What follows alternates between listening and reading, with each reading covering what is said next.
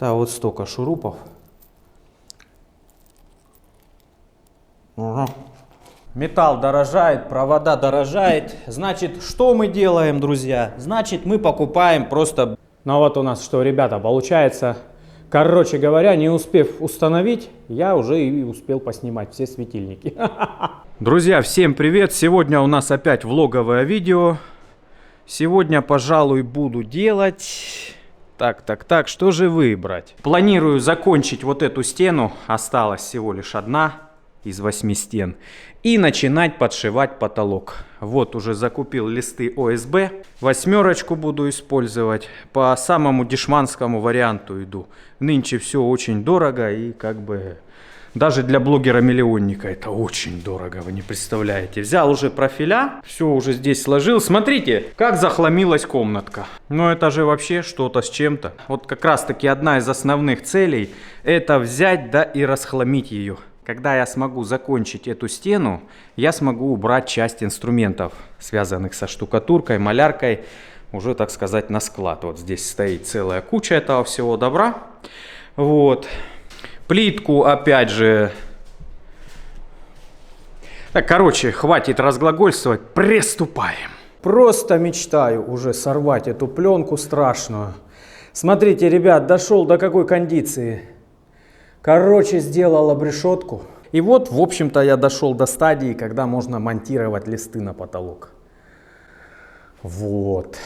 В принципе, можно этим и заняться, только я не купил шурупов. Немножко есть, можно приляпать несколько листов, но прокрутить не получится полностью. О. Короче, работа идет, ребята, смотрите уже, что получается. Комната, конечно, довольно-таки гигантская будет. Из интересного могу рассказать лишь то, что я его переделывал уже. То есть я сначала направляющую прикрутил вот здесь, в эти маленькие отверстия. Видите, даже подписано маркером. Теперь этот маркер как-то зачищать надо, потому что он сквозь краску проступает. Ну я же не знал, я ж не думал, что буду переделывать. А в итоге переделал из-за того, что слишком низкий потолок. 2,20 получалось. А теперь вот здесь в конце 2,20, а там 2,50, даже 2,60 где-то. То есть уже нормально и смотрится более-менее прилично. Потому что раньше дико смотрелось. Заходишь и сразу на тебя давит потолок. Потолок получался по нижней кромке ворот. Вот так вот. Короче, машинка запыляется здесь потихоньку. Вилвуды мои, педальки уже запылились конкретно. Надо было хоть в пленочку укутать. Вот не укутал, уже в принципе-то поздно. Эх, ребята, ну что, надо брать листик и пробовать монтировать. Часть светильников я, если что, уже закупил. Хочу установить 10 светильников такого типа, как сейчас использую. Очень они мне понравились, их можно крутить, вертеть в разные стороны и настраивать свет. Но это будет точечный цвет. Основной тоже будет, и основной должен быть рассеянный, как мне видится. Попробую чисто дурной силой сработать, прикрутить лист. Если не получится, буду что-нибудь придумывать или друга позову. Да, вот столько шурупов. Ага.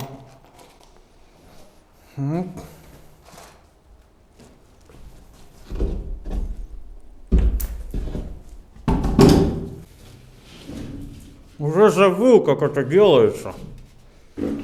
Очень забыл.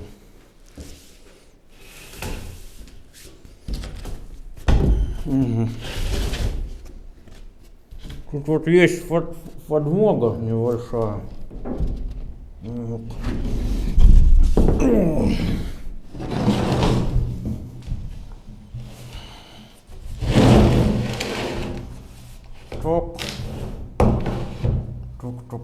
Что-то как-то не хочется мне это делать. Да. Не, это дичь. Гипсокартон как-то раньше вроде бы делал в одно лицо, но уже не помню, правда это или нет. Так, ладно, пойдем за другом. Поможет. Так я тут вообще не понял как, чего. Я попытался. Шурупов, как обычно, в рот набрал. Полный рот, блин. А... Снимал? Да и сейчас снимается. Ну, дело в том, не могу понять, почему-то не прокатило в этот раз. Ну, может, ты нечетное число в рот набрал? Вот они, мокрые все. Надо четное. Ну, в принципе, надо их опять набирать, как я понял, да? Стулку как-то неправильно, по-моему, поставил. Она слишком высокая. Да, тут как бы... Может, табуретку Но взять? тебе надо стать на ступеньки, благо они есть. Надо же, как навыки теряются. Живи, скорректируй там. Все возможные. Можно? Все четко, да. Можно. Четко, чечетко. А? Раз! Так. Нет, там потом я переделаю. Чуть не в ту сторону. Так, ладно, сейчас, пока не поздно, прокину провода. Взял 50 метров. Будет 8 светильников накладных и 10 точечных, которые регулируются. Каждый из накладных светильников хочу регулировать отдельно, то есть включать, то есть на каждый отдельный выключатель. Поэтому 8 проводов нужно будет проложить и определиться с местом, где это все будет включаться. Наверное, вон там. 50 метров должно хватить. Металл дорожает, провода дорожает. Значит, что мы делаем, друзья? Значит, мы покупаем просто более тонкие провода, которые стоят столько же, а то и дешевле. Это какие-то уж совсем тонкие я купил. Но, тем не менее, 0,5 киловатт они выдерживают. 2 по 0,5. Да, раньше 2 по 0,75 бы я купил, а сейчас купил 2 по 0,5. И реально вышел из положения. У меня тут светодиодные светильники, зачем мне 0,75 с другой стороны. И видите, производитель по ходу тоже подстраивается, начинает выпускать более тонкие провода. Потому что, по-моему, по 0,5 раньше так просто нельзя было купить. Я в шоке, короче. Просто в шоке с этой жизни. Но куда деваться? Ну вот так, ребята. Надеюсь, сильно за стройку вы меня ругать не будете. По крайней мере, за то, что я не показал, как здесь что делалось в основном. Но я решил в жертву видео пустить и сделать по максимуму работы. Все равно я вам все покажу. Вот смотрите, как выглядит. Зашил листами ОСБ. Видите, какой потолок теперь. Правда, не все доделал. У меня здесь куча проводов. Вот здесь будут устанавливаться выключатели. Может быть, даже в гофру это все дело засуну. И нужно будет полностью делать еще вот эту стену. Честно говоря, она меня пугает. Ну а так, смотрите, что делается. Освободил уже от пленки полы.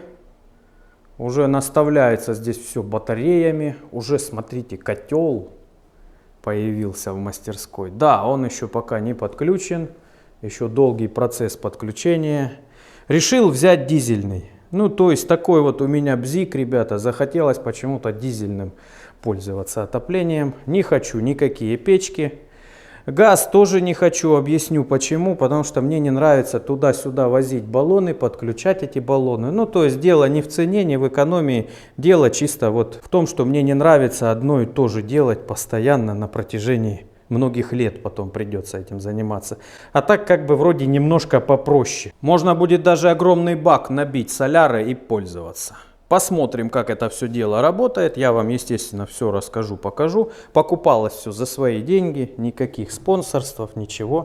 Долго мы выбирали, что купить с койотом. Вот взяли. Опять же, уже везде оседает пыль.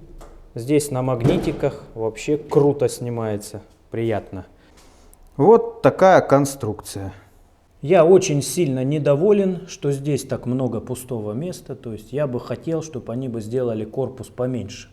Но почему-то все дизельные котлы гигантские. Кстати, он на 17 киловатт. То есть можно будет еще несколько батарей потом докупить, если будет, допустим, холодноватенько. По плану докупить еще 4 светильника, установить между. То есть с каждой стороны по 5 светильников должно быть. Это точечный свет. И еще я задумал 8 светильников вот сюда, которые можно будет по одному включать-выключать и настраивать свет в мастерской. То есть как бы хочется сделать некую студию для съемок видео. Ребята, хорошие новости, свет уже есть. И в любом случае уже потихоньку можно подкатываться вот к этому делу. Начинать, а точнее продолжать делать болид Формула R1. Это ключевой момент, ключевой. На нем я застрял, а он очень нужен, вот этот момент. Как видим, света крайне мало в мастерской. Недостающие лампочки я пока что еще не нашел. Что-то какие-то хитрые, редкие я купил на 4700 кельвинов, а в основном 4000 продаются. Короче, нужно еще 4 штуки докупить, но это у меня точечный свет, не основной. Основной я уже прикупил, друзья. Вот они здесь, в этих пакетах. Взял, кстати, не особо дорогие люстры, друзья. Светодиодные и, опять же, 4000 кельвинов. Да, темновато, я вас понимаю, но еще немножечко потерпите, ребята. Сейчас я начну все это дело устанавливать, а когда установлю, по идее, должно быть просто огонь. Взял вот такие луноходики рассеянного света, вот посмотрим, как они будут светить. Уже разметку сделал, все по плану идет, долго все здесь обдумывалось. Свет это очень важно для блогера. Как видите, вот сейчас картинка какая, ничего не видно. Все, сейчас будем сверлить отверстия и ставить светильнички. Все размечено.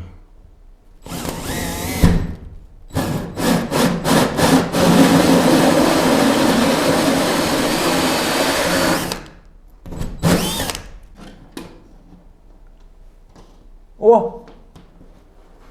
О! Вот он. Вот он. Классно, нашелся один.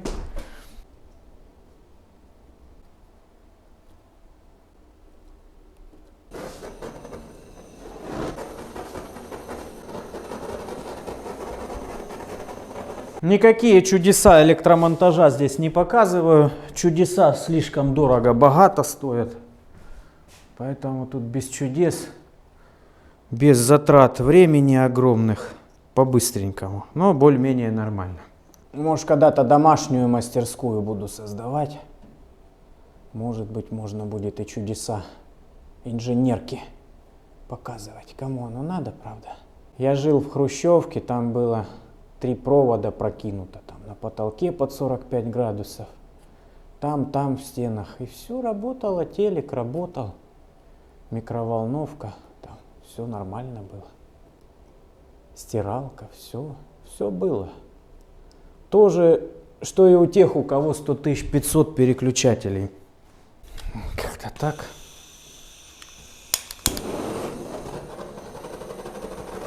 Лампы есть, надо двигаться дальше. Надо теперь их собирать в кучу на выключатели. Не знаю, как бы все по-быстрому сделать.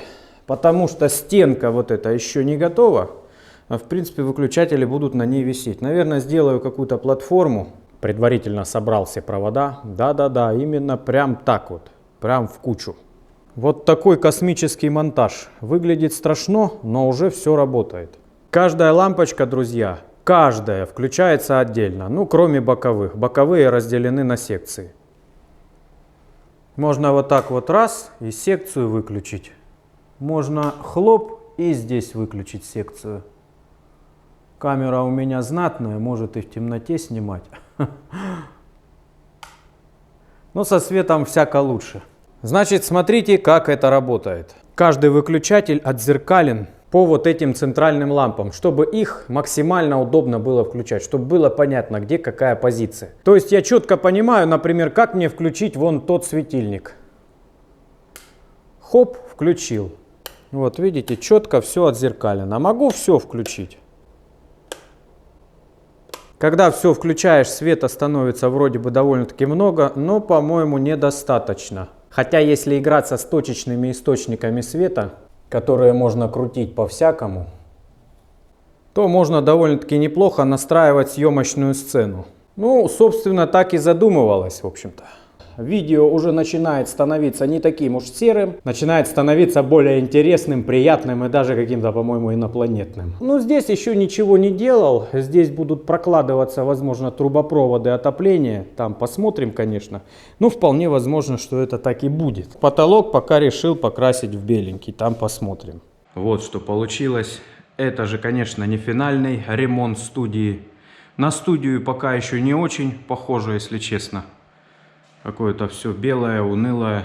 Но, ребята, самое интересное то, что можно уже делать гоночный болид Формула R1. Дошли мы наконец-таки до той стадии, когда в этой студии есть свет. Смотрите, сколько места для нее теперь. Это просто шок. Короче, решил я особо сильно здесь не заставляться, не делать каких-то мега-мастерских в этой комнате, оставить именно огромную площадь. Ну как огромную? Здесь всего лишь 25 квадратных метров. Но как видите, если не заставляться, возможно лишь сварочник здесь станет. Вот, вместе со столом. И в данном случае можно будет отлично оперировать крупными проектами. Ну а у меня на этом все, ребята. Кому было интересно, подписывайтесь на канал. Поддержите своим жирным, качественным лайком, бейте в колокол, поддержите просмотром. Реально с этими тиктоками и прочими вещами, с конкуренцией, просмотров мне реально не хватает сейчас, чтобы делать крупные проекты. Так что поддержите, ребята. Все, всем пока, до новых встреч.